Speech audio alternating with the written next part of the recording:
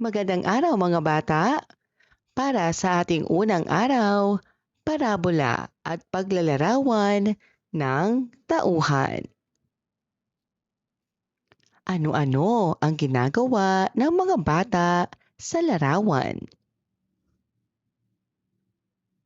Sa tingin ninyo, pare-pareho ba ang kanilang kakayahan?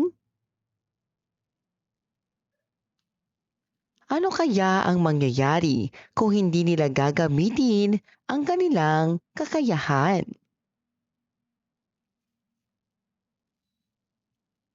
Ang ating kwento ngayon ay tungkol sa mga taong binigyan ng kakayahan at kung paano nila ito ginamit. Basahin natin. May, siya, sila, dahil, kapag, ginawa, ibinigay.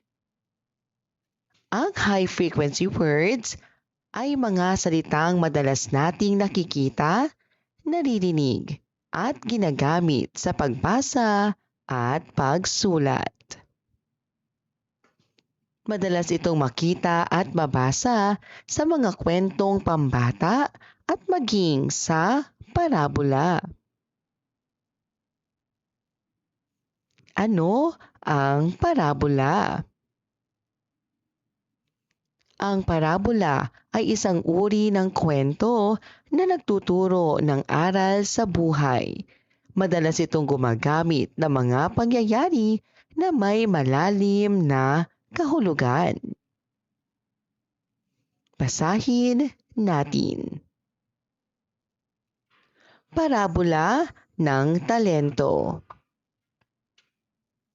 May isang hari na aalis papuntang malayong lugar. Bago siya umalis, tinawag niya ang tatlong lingkod at binigyan sila ng talento o pera ayon sa kanilang kakayahan.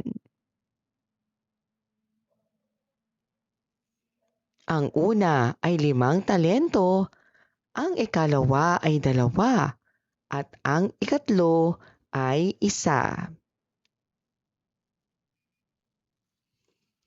Ginamit ng unang dalawang katulong ang kanilang talento sa negosyo at pinamunuan ito ng mabuti.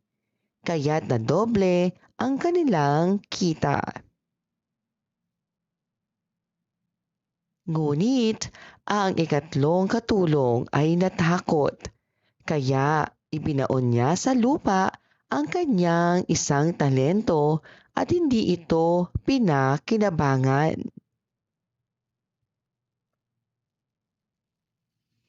Pagbalik ng amo, natuwa siya sa unang dalawang lingkod at pinuri sila dahil naging tapat at masipag sila.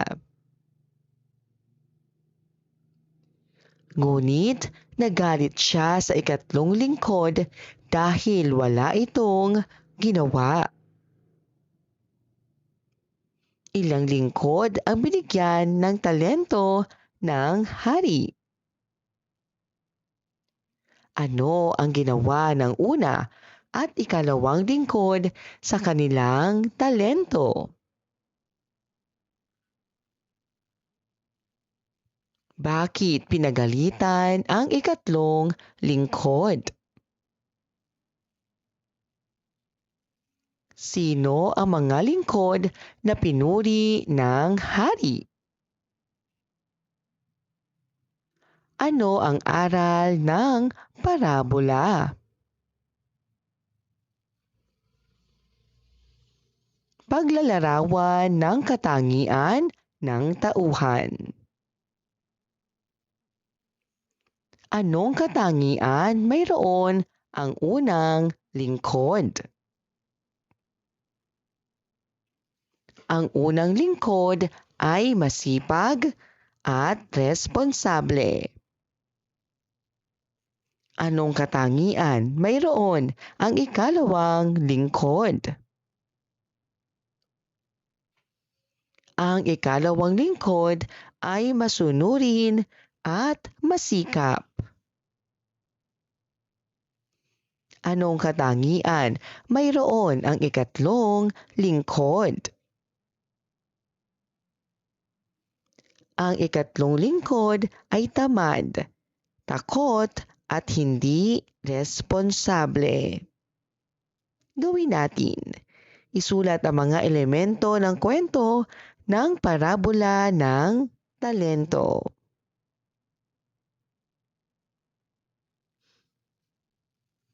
Gawin natin.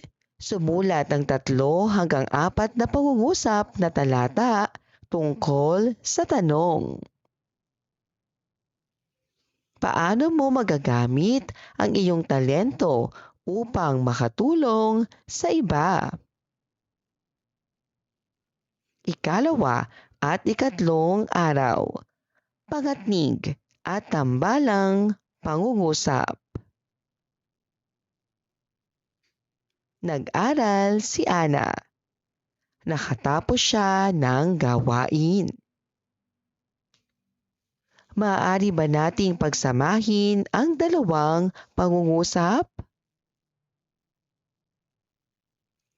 Anong salita ang maaari nating gamitin upang maging isang pangungusap lamang? Ngayong araw, pag-aaralan natin kung paano pinagdurugtong ang mga pangungusap gamit ang pangatnig. Ano ang pangatnig? Ang pangatnig ay salitang nag-uugnay ng mga salita, parirala o pangungusap. Mga halimbawa ng pangatnig. At tumakbo ako ng mabilis at naabutan ko ang sasakyan. Ngunit, gusto ko maglaro sa labas, ngunit biglang umulan ng malakas. Dahil hindi ako nakapasok kahapon dahil nagkaroon ako ng sakit. Kaya matataas ang marka niya, kaya masaya ang magulang niya. O, ano ang paborito mong gawin? Ang kumanta o magsayaw sa palatuntunan?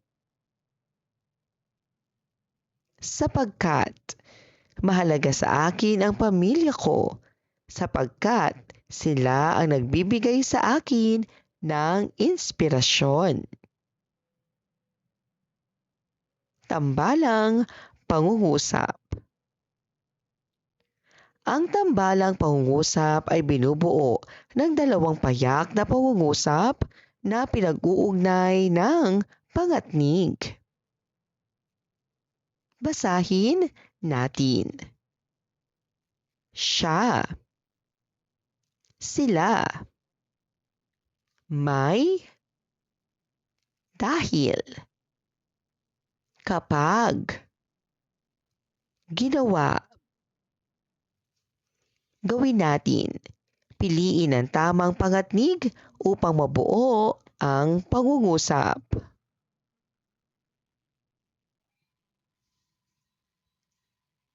Tumutulong si Ana sa komunidad.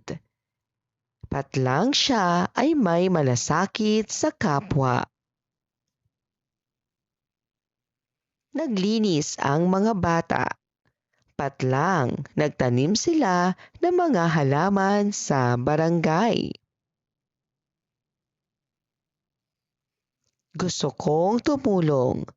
Patlang ako ay may sakit. Magbibigay ka ba ng bigas? Patlang delata sa mini pantry. Maulan kahapon. Patlang hindi natuloy ang paglilinis ng paligid. Balik-aral. Nag-aral si Mark, patlang pumasa siya sa pagsusulit. Ano ang tamang pangatnig? Kaya. Nagbasa si Paulo, patlang gusto niyang matuto. Ano ang wastong pangatnig? Dahil. Naglinis siya, patlang tumulong ang kanyang kapatid. Ang wastong pangatnig ay at. Ang pangatnig ay may iba't ibang gamit. Depende sa kahulugan ng pangungusap. Mas nagiging malinaw ang ideya kapag gumagamit tayo ng tamang pangatnig. Mga pangatnig at gamit nito. Pangatnig at gamit, nagdadagdag ng ideya. Ngunit, gamit, nagpapakita ng pagsalungat. Dahil, gamit, nagpapahayag ng dahilan. Kaya, gamit, nagpapakita ng bunga. Kapag, gamit, nagpapahayag ng kondisyon.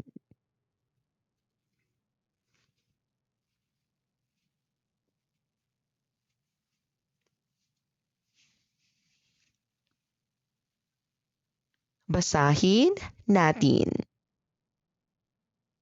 Siya. Sila. May. Dahil. Kapag. Ang pangatnig ay mahalagang bahagi ng pangungusap dahil ito ang nag-uugnay ng mga ideya. Sa paggamit ng pangatnig, nabubuo ang tambalang pangungusap na nagpapalinaw ng ating sinasabi at sinusulat. Gawin natin. Tapusin ang pangungusap gamit ang angkop na pangatnig.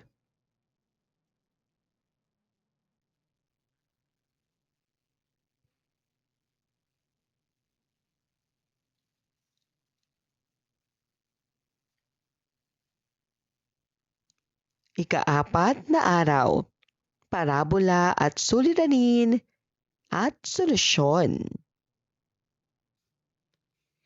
Isang bata ang nadapa sa daan at nasaktan. Maraming dumaan, ngunit hindi siya tinulungan. Ano ang suliranin sa sitwasyon? Ano ang maaari sanang gawin upang makatulong? May babasahin tayong kwento na may katulad na pangyayari. Alamin natin kung sino ang tumulong at paano nalutas ang suliranin. Basahin natin. Siya. Sila. May. Dahil. Kapag. Basahin natin. Parabola ng mabuting Samaritano.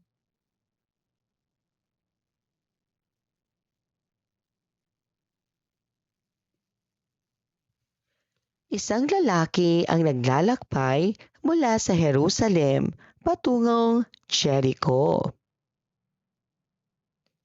Sa daan ay inatake siya ng mga tulisan. Ninakawan siya, sinaktan at iniwan na halos patay.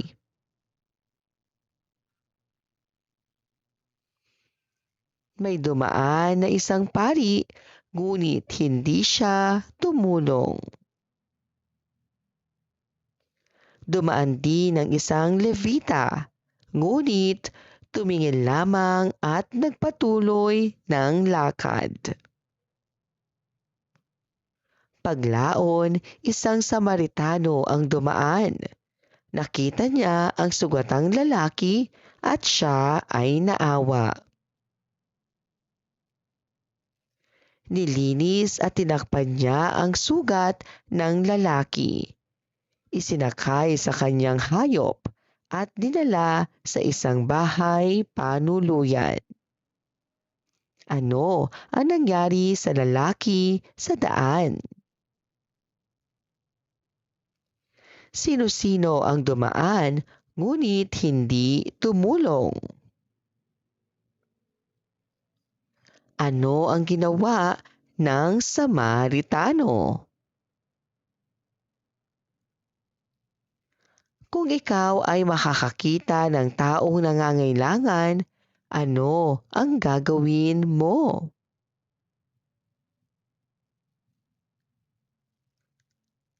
Ang parabola ay kwentong may aral.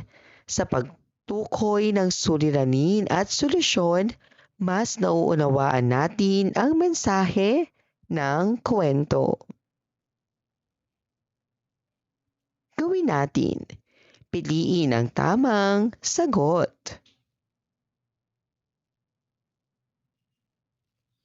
Ang parabola ay kwentong nagbibigay ng ano ang suliranin sa kwento?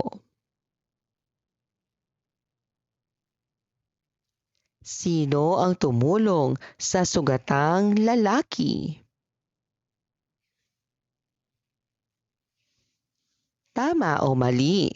Tinulungan ng Samaritano ang sugatang lalaki. Ano ang solusyon kapag may nakita kang taong nasugatan? Gawin natin. Magsulat ng posibleng solusyon sa bawat suliranin.